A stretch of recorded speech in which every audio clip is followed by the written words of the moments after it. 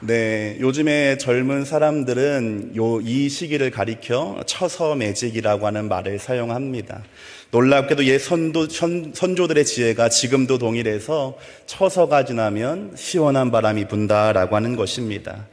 그래서 지금은 참 무더웠던 여름이었지만 그 여름이 끝나고 선선한 가을이 접어들고 있습니다. 가을이라고 하는 계절을 생각해 보면 여름과도 같이 열심히 달려왔던 시간들을 잠시 멈추고 이제 남아있는 날들을 다시 한번 생각해 보면서 다시 달려갈 준비를 하는 그런 계절이기도 한 것 같습니다. 그런 의미에서 다음 주부터 담임 목사님과 함께하는 성경 공부 또 전도 훈련이 시작되게 됩니다. 이 좋은 계절에 분주한 삶을 잠시 멈춰두시고 하나님 말씀 앞에 머무는 그 은혜를 선택하는 우리 성도님들 되시기를 바랍니다. 그렇게 하나님 말씀으로만 공급될 수 있고 오직 하나님만이 주실 수 있는 힘을 얻어서 각자에게 남아있는 시간들 힘써 달려가는 저와 여러분 되기를 축복합니다. 제가 조금 전에 이 9월에 시작될 것으로 전도훈련 이것을 말씀드렸는데 전도에 대한 교육들을 받게 되면 꼭 배우게 되는 한 가지가 있습니다. 그것은 바로 영접기도입니다. 전도 대상자에게 복음을 설명하고 전하다가 상대방이 복음을 받아들일 것 같게 되면 하게 되는 마지막 관문과 순서입니다. 이 대부분의 영접기도는 다음과 같은 말로 시작되게 되는데 하나님, 아버지, 저는 죄인입니다. 라고 하는 이 고백에서부터 영접기도가 시작되게 됩니다. 내가 죄인이라고 하는 사실을 인식하고 인정하는 것에서부터 예수를 믿음으로 주어지는 죄 용서와 구원, 또 하나님 나라의 기쁨으로 이어지는 그 믿음이 시작된다라고 하기 때문입니다. 하나님 아버지, 저는 죄인입니다. 그러나 세상에 그 누구가 그 어떤 사람이 자신을 죄인이라고 말하고 싶어 할까요? 실제로 이전까지는 복음의 내용들을 잘 듣고 받아들이던 사람이 영접기도의 이 첫 문장, 이 고백 때문에 믿음을 가지기를 거부하거나 포기하는 경우가 종종 있기도 합니다. 사람은 자신의 죄를 가리고 싶어하고 오히려 남의 죄를 들추고 싶어하는 그러한 본성을 가지고 있기 때문입니다. 그러나 이러한 사람의 본성을 거슬러서 오히려 자신의 죄를 낱낱하게 공개하고 그것을 기록에 남긴 사람이 있습니다. 그는 간음, 살인교사, 살인, 증거인멸에 해당하는 끔찍하고 추악한 죄를 지었습니다. 그것은 용서받을 수 없는 것이고 형벌과 저주를 받기에 마땅한 일이었습니다. 심지어 이 사람은 한 나라의 왕이었고 모든 사람이 역사상 최고라고 인정하는 인물이었으며 하나님마저도 내 마음에 꼭 맞는 사람이라고 기뻐하신 인물이었습니다. 그러하기에 자신의 죄는 드러낼 것이 아니라 오히려 무슨 수를 써서라도 숨기고 감추는 일이 되어야 했던 것입니다. 그러나 이 사람, 이미 아시는 것처럼 다윗이라고 하는 인물은 오히려 자신의 과오를 기록에 남김으로 3000년이 지난 지금까지 그가 행한 일이 무엇이었는지를 우리에게 전해주고 있습니다. 시편의 7개의 참회시 중에 하나인 시편 51편은 이러한 다윗의 개인의 죄에 대한 고백, 회개, 죄 용서에 대한 기대와 소망들을 기록하면서 회개의 정석으로 여겨지는 유명한 말씀입니다. 다윗이 이토록 자신의 부끄러운 순간을 드러내면서까지 회개의 고백을 드렸던 것은 그 무엇보다 소유하기 원하고 간직하기 원한 것이 있었기 때문입니다. 그것이 비교할 수 없이 값지고 소중한 것이었기 때문에 당시에는 알 수 없었지만 수천 년 동안 자신의 죄가, 자신의 치부가 드러나고 회자될 것이었지만 이러한 선택을 했다라고 하는 것입니다. 이제 회개, 기쁨의 시작이라고 하는 제목으로 함께 말씀을 나눌 때에 다윗의 이 고백이 우리의 고백이 되고 그가 되찾은 기쁨이 우리의 기쁨 되어지기를 소망합니다. 사울의 뒤를 이어서 다윗은 왕이 되었습니다. 그의 통치는 어려운 시간이 있었지만 그것을 지나니 태평성대라고 하는 말이 어울리는 참으로 평화롭고 안정된 시기를 맞이하게 됩니다. 봄을 맞아서 암몬과 전쟁할 때가 되었지만 왕이 직접 전쟁에 나가지 않아도 될 정도로 나라가 안정되었던 것입니다. 자신의 군대, 이스라엘 군대는 전장에 나와 싸우고 있을 때 이 다윗은 늦잠을 자다가 일어나서 왕궁을 거닐다가 한 여인을 보게 됩니다. 다윗은 그녀가 자기의 장군인 우리아의 아내라는 것을 알게 되었지만 그를 궁으로 불러서 동침했고 얼마 후에 그녀가 자신의 아이를 임신했다는 것을 알게 됩니다. 그의 첫 번째 죄인 간음을 저지른 것입니다. 그는 자신의 죄를 덮기 위해서 우리아를 전쟁터에 불러내어 그의 아내와 동침하게 하려고 했습니다. 먼저는 완곡하게 권유했고 그것이 실패하자 술을 먹여서 집으로 보내려고 했습니다. 그러나 충성스러운 우리아가 집으로 가지 않고 병사들과 들판에서 잠을 잤기 때문에 이 계획은 무산되게 됩니다. 두 번째 죄인 증거인멸을 시도하다 실패한 것입니다. 증거인멸에 실패한 다윗은 군대 장관인 요압을 사주해서 우리아를 살해할 계획을 세우게 됩니다. 암몬과의 전투 중에 군사를 물려서 그를 고립시키고 죽이려고 한 것입니다. 결국 우리아는 다윗의 계략대로 전장에서 죽고 말았습니다. 세 번째와 네 번째 죄인 살인 교사와 살인을 저지른 것입니다. 다윗의 죄는 여기서 그치지 않았습니다. 그는 장례를 치르자마자 밧세바를 아내로 삼았고 두 사람 사이에서는 한 아이가 태어나게 됩니다. 성경은 이 일들을 다윗이 행한 일이 여호와 보시기에 악하였다라고 하는 말로 간략하게 요약해서 기록합니다. 그렇게 아들이 태어난 뒤에 하나님이 나단 선지자를 보내셔서 그의 죄악을 고발하게 하시는데 나단의 책망을 듣고 회개한 다윗이 기록한 시가 바로 오늘 우리가 읽은 시편 51편인 것입니다. 이 시편의 배경이 되기도 하는 사무엘하 11장과 12장의 내용들, 그렇게 이어지고 있는 다윗의 죄악상을 바라보게 될 때에 우리가 쉽게 놓치는 부분이 한 가지 있다면 그것은 11장과 12장 사이에 시간이 있다라고 하는 것입니다.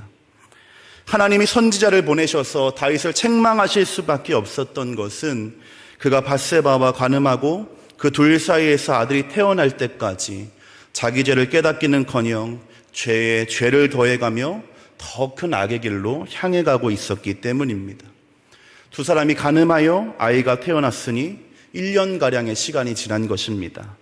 그렇게 1년이라는 시간이 지날 동안 다윗은 자신을 빗댄 비유를 듣고도 깨닫지 못할 정도로 무감각해져 있었고 죄에 물들어 있었다라고 하는 것입니다.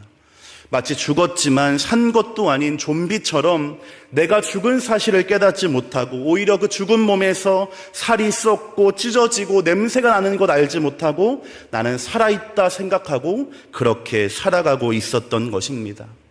죄의 강력함, 죄가 가진 무기, 우리가 죄를 멀리해야 되고 죄를 두려워하는 이유가 바로 여기에 있습니다. 죄는 의에 대하여, 죄에 대하여 무감각해지게 만들기 때문입니다.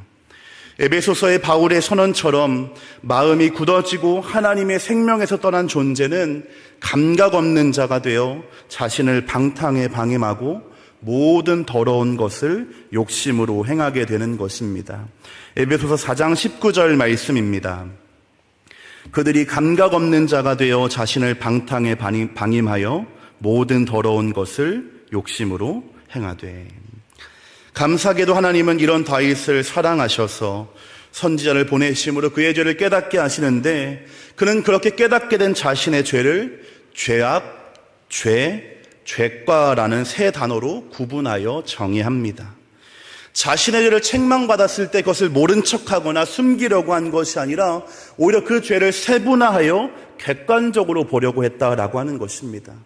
죄악이라고 하는 것은 길이 구부러진 길을 걷는 것처럼 하면 안 되는 일을 한 것입니다. 죄라고 하는 것은 화살이 관역을 벗어난 것처럼 해야 할 일을 하지 않은 것입니다. 죄과는 그러한 선택들을 통해 하나님의 권위에 도전하고 반역했다는 의미를 담고 있습니다.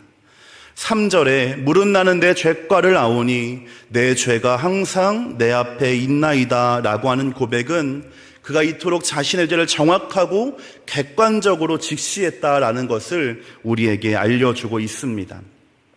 그렇게 죄를 깨닫게 된 다윗이 할 수 있는 것은 단 한 가지였는데 하나님의 이름을 부르는 것이었습니다. 오늘 본문 1절 말씀입니다. 하나님이여 주의 인자를 따라 내게 은혜를 베푸시며 주의 많은 긍휼을 따라 내 죄악을 지워 주소서. 내 죄를 깨닫게 되고 그 죄가 얼마나 크고 강력하신 건지 알게 되니 이제는 이것은 내가 해결할 수 없는 것이고 오직 하나님만이 해결할 수밖에 없다는 것을 알게 된 것입니다. 돌아보면 돌아볼수록 죄는 늘 내 앞에 있어서 나를 넘어뜨리고 삼키려고 하는 존재이고 나는 그것을 이길 힘이 없기 때문에 하나님의 도우심을 구하게 되었다라고 하는 것입니다. 그러므로 진정한 회개의 시작, 그로 말미암는 참된 기쁨의 시작은 아이러니하게도 나의 죄를 깨닫는 것에서부터 시작되는 것입니다. 내가 무엇을 해결해야 하는지, 내가 무엇을 용서받아야 하는지 아는 사람만이 진정한 회개로 회복의 길로 나아갈 수 있기 때문입니다. 여러분의 또 우리가 지은 죄, 우리의 죄과 우리의 죄악은 무엇이 있습니까? 우리 중에 그 어떤 사람도 다윗과 같은 죄를 저지른 이는 없을 것입니다. 그러나 그렇다고 해서 그것이 우리 죄가 가볍다거나 죄가 없다고 여겨도 되는 것은 아닙니다. 그것은 또 다른 의미의 무감각이기 때문에 죄의 시작이 될 수도 있는 것입니다. 오히려 우리는 다윗처럼 자기 죄를 깨닫지 못하고 1년이 넘는 시간 동안 무감각하게 스스로를 죄에 방치하고 버려두는 것이 아니라 시간이 가면 갈수록 하나님께 가까이 가면 나아갈수록 하나님을 닮고자 하는 갈망과 의에 대한 목마름이 더 커져야 할 것입니다. 그래서 이전에는 내가 알지 못했던 나의 잘못된 모습이 깨달아지고 이전엔 내가 불편하지 않았는데 그러한 내 모습을 바라보니 참으로 불편해져야 하는 것, 하나님께 가까이 나아가는 사람이 경험하게 되는 것입니다. 때로는 그러한 죄를 느끼는 것, 죄를 인식하는 것이 우리에게 참 큰 괴로움과 고통이 될 때도 있습니다. 그러나 그렇다 할지라도 우리가 그러한 증상이 있다면 우리는 살아있다라고 하는 것을 알 수가 있습니다. 하나님께 더 가까이 나아감을 깨닫게 되는 것입니다. 사랑하는 성도 여러분, 사랑하는 자만이 느끼는 그 고통과 그 불편함을 느끼는 그것이 여러분의 기쁨 되어주시기를 축복합니다. 이렇게 죄를 깨달은 다윗이 할 수 있는 것, 하나님의 이름을 부르는 것이다 말씀드렸습니다. 죄를 해결할 수 있는 길, 용서받을 수 있는 길은 오직 하나님께만 있기 때문입니다. 그래서 다윗은 7번이나 자신의 죄를 지워달라고, 씻어달라고, 잊어달라고 간구합니다. 죄를 용서하는 분이 하나님이시고 그분만이 나의 죄를 씻어주는 분이시기 때문입니다. 다윗은 그렇게 자기 죄를 가지고 하나님께 나아간 것입니다. 4절에는 내가 주께만 범죄하였다라고 하는 것이 내가 다른 사람에게는 죄를 지은 것이 아니라 하나님에게만 죄를 지었다라고 하는 것이 아니라 그러한 죄를 따라 올라가다 보니 내가 하나님께 죄를 지었음을 깨닫게 되었다라고 하는 것입니다. 내 잘못은 밧세바를 가늠한 여인 되게 했고 한 사람의 생명을 앗아가게 했지만 그 죄의 뿌리에는 하나님에 대한 불순종과 반역, 그러한 어긋나고 그릇된 내 모습이 있었던 것입니다. 나의 죄는 그 반대편인 누군가에게만 악을 행하는 것이 아니라 나를 만드신 하나님, 그를 만드신 하나님, 나를 통해 이 땅에 이루실 하나님의 뜻, 그를 통해 이루실 하나님의 뜻을 방해하고 막는 일이다라고 하는 것을 깨닫게 되었던 것입니다. 하나님은 우리의 마음의 중심을 보십니다. 그 말은 우리 선택에, 우리의 행동에, 우리의 삶의 깊은 뿌리 안에 무엇이 있는가 아신다라고 하는 것입니다. 그러므로 하나님께는 감출 것도 없고 감출 수 있는 것도 없습니다. 그저 다윗처럼 하나님의 인자와 은혜와 긍휼을 의지하며 나아가는 것밖에 없는 것입니다. 한 목사님은 1절의 말씀을 설명하면서 은혜란 하나님의 더하기이고 긍휼이란 하나님의 빼기이며 지우개라고 설명했습니다. 하나님은 상하고 통회하고 자복하는 마음을 멸시하는 분이 아니십니다.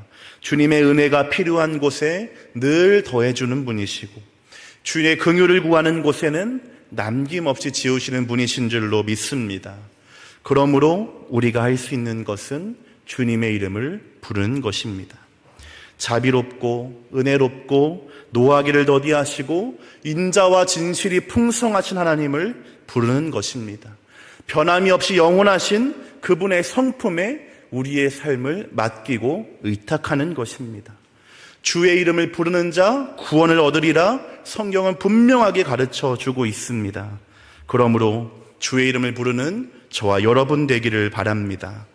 삶에 어려움이 있을 때, 인생의 밤과 같은 시간을 지나고 있을 때, 하나님과의 관계가 깨어졌을 때, 또 사람과의 관계로 힘이 들 때에 우리의 작은 한숨과 신음조차 들으시는 하나님의 이름을 부르짖으시고 우리의 부르짖음을 들으시되 속히 응답해 주시는 그 은혜를 경험하시기를 바랍니다. 다윗은 이러한 믿음을 가지고 주의 이름을 불렀습니다. 다윗의 간절한 기도는 어떻게 되었을까요? 열왕기상 14장 8절 말씀입니다. 열왕기상 14장 8절. 너는 내 종 다윗이 내 명령을 지켜 전심으로 나를 따르며 나 보기에 정직한 일만 행하였음을. 비록 추악한 죄를 저지른 그였지만 그 결과 한 생명이 사라지고 가정이 깨어지고 자신의 부하까지 공범으로 만들었지만 하나님은 정말로 그의 죄를 지우시고 씻으시고 잊으셨다라고 하는 것입니다. 죄인인 다윗은 하나님의 기억에서 사라지고 전심으로 하나님을 따라갔던 정직한 다윗만이 하나님의 머릿속에 남게 되었다라고 하는 것입니다.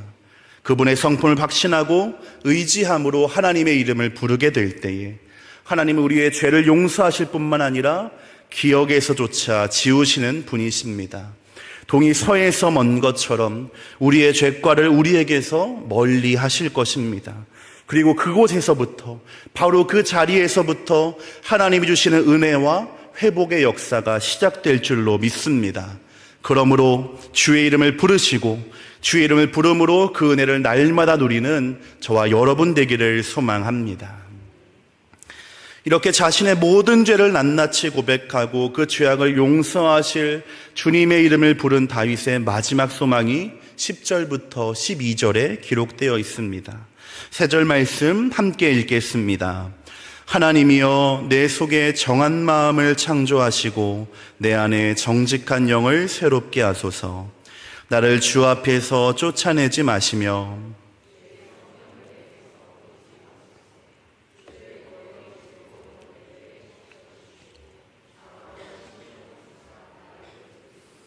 아멘. 이번 여름 수련회 학생부는 추억의 순서인 철로 역정을 진행했습니다.